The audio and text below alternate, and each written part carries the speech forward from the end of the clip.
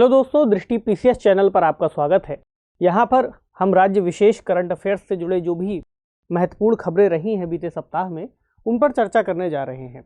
यहाँ पर उत्तर प्रदेश से संबंधित जो प्रमुख खबरें हैं, आज हम उनकी चर्चा करेंगे। और पहले उत्तर प्रदेश का एक मैप बेस्ड एक सवाल बनाते हैं। यहाँ पर आपको मैप दिख रहा है, उसमें कई सारे जिले हैं। तो एक सवाल ये बन सकता है कि उत्तर प्रदेश के कितने जिलों की सीमा किसी राज्य और किसी अन्य देश के साथ लगती है, ये आपको बताना है। तो यहाँ पर हमें मैप में दिख रहे हैं दो जिले, पहला पीलीभीत जिसकी सीमा उत्तराखंड और नेपाल से लगती है, दूसरा महाराजगंज जिसकी सीमा नेपाल और यहाँ बिहार से लगती है। ठीक है, तो दो यहाँ पर जिले इसका सही जवाब होगा। चलिए पहले सवाल से शुरुआत करते हैं। पहला सवाल है, उत्तर प्रदेश विधानसभा के प्रोटेम स्पीकर कौन बने हैं? तो हाल ही में जो नवनिर्वाचित सदस्य हैं उनको शपथ दिलाने के लिए प्रोटेम स्पीकर का एक तरह से उनकी नियुक्ति की गई है। तो ऑप्शन है हमारे पास रमापति शास्त्री, सुरेश खन्ना, माता प्रसाद पांडे या फिर जय प्रताप सिंह। तो रमापति शास्त्री जी को यहाँ पर प्रोटेम स्पीकर बनाया गया है। और जैसा कि आप जानते ही हैं कि जो सबसे वरिष्ठ सदस्य होते हैं उन्हीं को प्रोटेम स्पीकर बनाए जाने की परंपरा रहती है। ये उनकी तस्वीर है। तो ये गोंडा जिले से,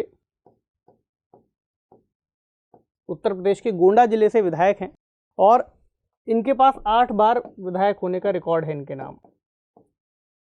इसके अलावा मंत्री भी बनाए गए हैं।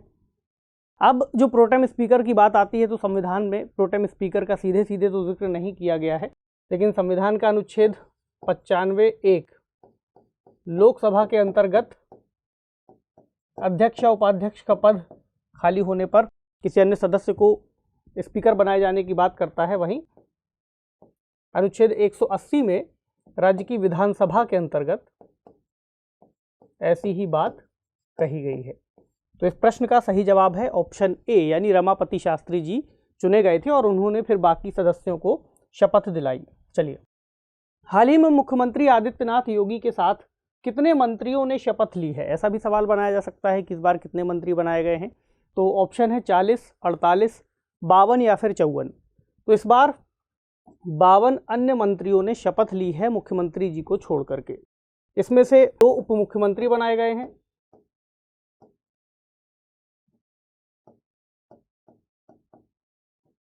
वहीं अगर आगे देखें तो 16 जो है कैबिनेट मिनिस्टर बनाए गए हैं, यानी कैबिनेट मंत्री। 14 मिनिस्टर ऑफ स्टेट यानी कि राज्य मंत्री बनाए गए हैं स्वतंत्र प्रभार से। और वहीं 20 मिनिस्टर ऑफ स्टेट्स बनाए गए हैं, यानी कुल 52 हो गई संख्या मुख्यमंत्री को छोड़ करके। तो सही जवाब क्या है? ऑप्शन सी यानी 52। चलिए अगला सवाल, डॉक्टर राम मनोहर लोहिया जी का जन्म राज्य के किस जिले में हुआ था? अभी हाल ही में इनकी जयंती का आयोजन किया गया था, तो सवाल बन सकता है कि कहाँ इनका जन्म हुआ था। ऑप्शन है अंबेडकर नगर, गोंडा, रायबरेली या फिर आजमगढ़। तो देख लें थोड़ा सा। तो 23 मार्च 1910 को राम मनोहर लोहिया जी का जो जन्म हुआ था, उसके बाद से उनका जन्म दिवस मनाया जाता रहा। लेकिन 23 मार्च को जब भगत सिंह और उनके अन्य साथियों को फांसी दे दी गई, तो इन्होंने अपना जन्म दिवस मनाने से मना कर दिया। इन्होंने कहा कि 23 मार्च को हम जन्म दिवस ना मना करके एक बलिदान दिवस के रूप में मनाएंगे। यह बात भी यहाँ पर जुड़ती है कि 23 मार्च को इनका जन्म दिवस है, साथ ही शहीद दिवस भी हम मनाते हैं। इसके अलावा अगर राम मनोहर लोहिया जी का हम कुछ अन्य योगदान देखें तो आज़ादी के बाद से जो प्रमुख चिंतक रहे हैं, खासकर समाजवादी विचारधारा को लेकर के, तो इनका एक प्रमुख व्यक्तित्व रहा है जिसके बारे में हमको समझना चाहिए, पढ़ना चाहिए। और राम मनोहर लोहिया हैं या फिर जयप्रकाश नारायण हो गए, तो इनके बारे में जानना हमारे लिए ज़रूरी है। इनका जन्म हुआ था अकबरपुर में, जो कि अंबेडकर नगर जिले के अंतर्गत आता है। उसका एक हेडक्वार्टर कह सकते हैं। तो ऑप्शन ए इस सवाल का सही जवाब है। चलिए अगला सवाल, हाल ही में कहां पर सद्भावना ग्राम योजना शुरू की गई है? कौन सी योजना? सद्भावना ग्राम योजना की बात करेंगे। ऑप्शन है लखनऊ, झांसी, कानपुर या फिर अमेठी। तो झांसी में एक ऐसी योजना की शुरुआत की गई है जिसका नाम है सद्भावना ग्राम योजना। बहुत ही अच्छी योजना है, इसके बारे में समझना चाहिए। इसके अंतर्गत क्या किया जाएगा कि किसी, मान लीजिए कोई क्षेत्र है, कोई ग्राम पंचायत है, वहाँ पर जो प्रधान हैं, जो प्रधान जीते हुए हैं, उनको कुशल प्रधान कहा जाएगा। साथ ही जितने प्रत्याशी प्रधान पद का जो चुनाव हार गए थे, उनको भी ग्राम के विकास में जोड़ने का प्रयास किया गया है। यानी उनको क्या कहा जाएगा? सहायक। उनको कहा जाएगा विकास सलाहकार। और जितनी भी पंचायत से संबंधित बैठकें होंगी उनमें उन प्रत्याशियों को भी बुला करके उनसे सलाह ली जाएगी और विकास के संबंध में जो नीतियां हैं उनके बारे में जानकारी ली जाएगी। यदि कोई ऐसी स्थिति बनती है कि उनके द्वारा दी गई सलाह को नहीं माना जाता है या किसी कारणवश वो पूरी नहीं की जा सकती उस समय, तो उसकी एक लिखित में जानकारी भी देनी होगी। तो एक बहुत ही अच्छी योजना लाई गई है ताकि जो उस क्षेत्र के अंतर्गत अगर दो समुदायों के बीच में कोई रंजिश जैसा मामला बन रहा है तो उन दोनों की योग्यता को, उन दोनों की कुशलता को एक ही मंच पर ला करके उस क्षेत्र के विकास में उसका उपयोग किया जा सके। ऐसा एक यहाँ पर प्रयास किया गया है। तो ऑप्शन बी यानी झांसी से इसकी शुरुआत दिखती है। चलिए अगला सवाल, हाल ही में राज्य में पुतुल उत्सव का आयोजन कहाँ किया गया था? तो पुतुल उत्सव का आयोजन किया गया है अभी पिछले 5 जगहों पर, अलग अलग राज्य या फिर संघ शासित प्रदेशों को हम कह सकते हैं। तो ऑप्शन हमारे पास अयोध्या में, जौनपुर में, गोरखपुर में या फिर वाराणसी में। तो उत्तर प्रदेश के अंतर्गत जो आयोजन किया गया है वो किया गया है वाराणसी में।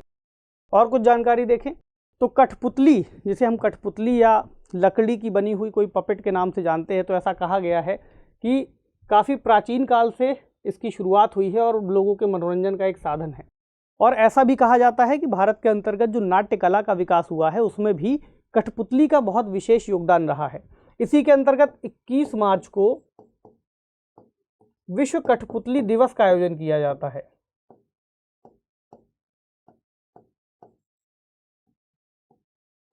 इस बात को भी याद रखिए, जिसके तहत जो कठपुतली बनाई जाती है उनका कैसे सभी क्षेत्रों में उपयोग किया जा सके। खासकर आजकल कठपुतलियों का जो इस्तेमाल है शिक्षा के क्षेत्र में और भी कई अन्य क्षेत्रों में किया जा रहा है। अगर हम इसके इतिहास पर नजर दौड़ाएं तो लगभग हमें 4वीं शताब्दी ईसा पूर्व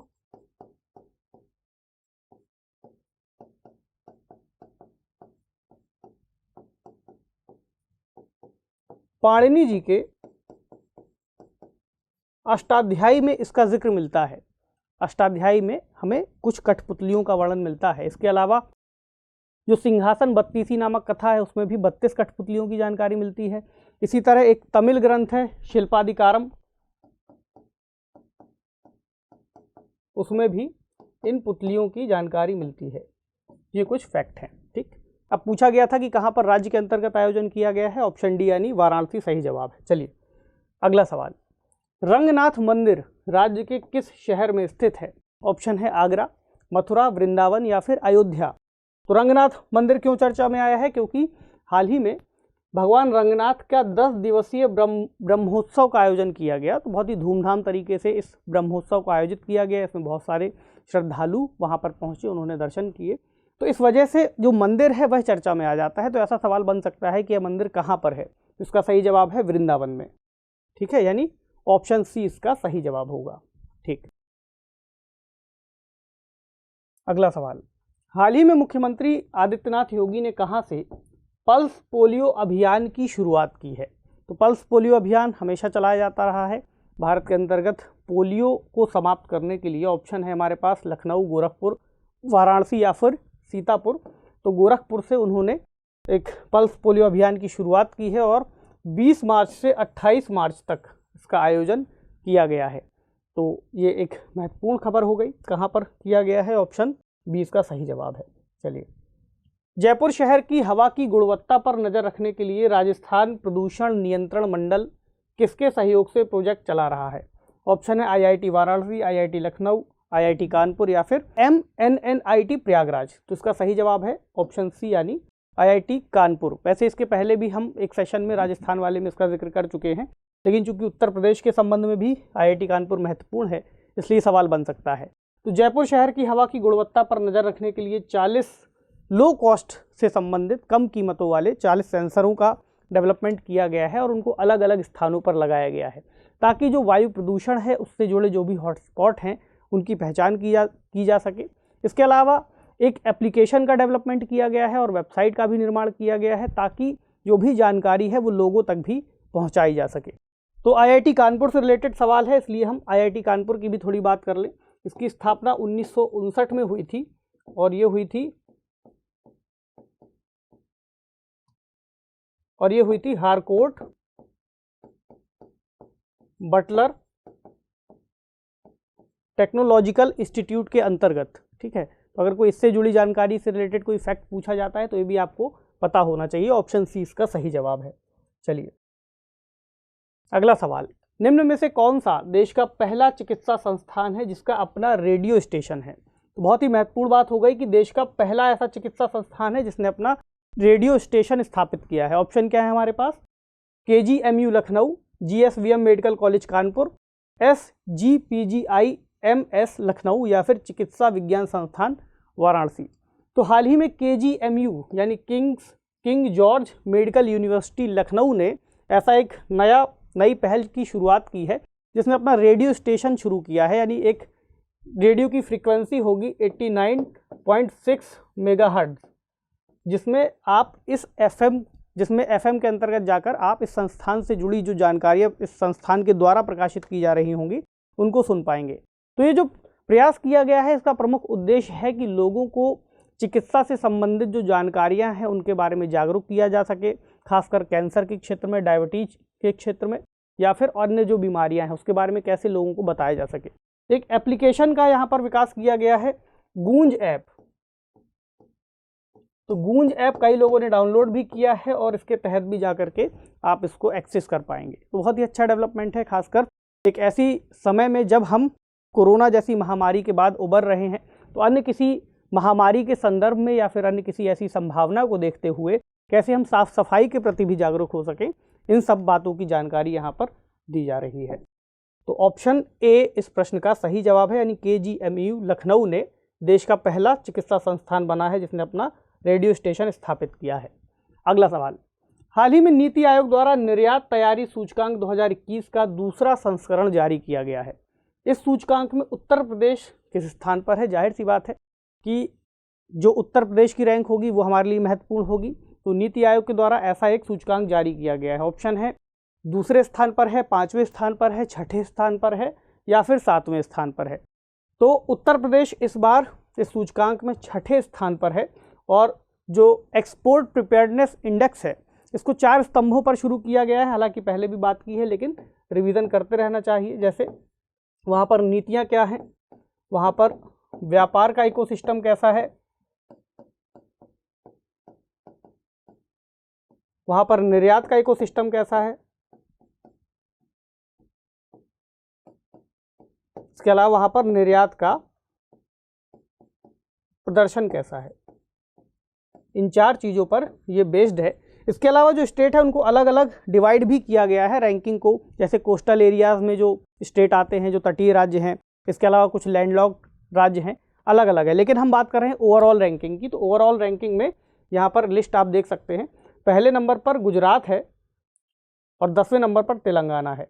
उत्तर प्रदेश की यहाँ पर जो इसके हिसाब से रैंकिंग है वो है 6ठी रैंकिंग, ये यहाँ पर आता है। और इसका जो स्कोर है एक्सपोर्ट में कितना है 51.09। कैटेगरी है इसकी लैंडलॉक्ड और रैंक है इसकी ओवरऑल 6। अगर हम इसकी लैंडलॉक्ड के हिसाब से रैंक देखें तो लैंडलॉक्ड के हिसाब से इसकी रैंक है 2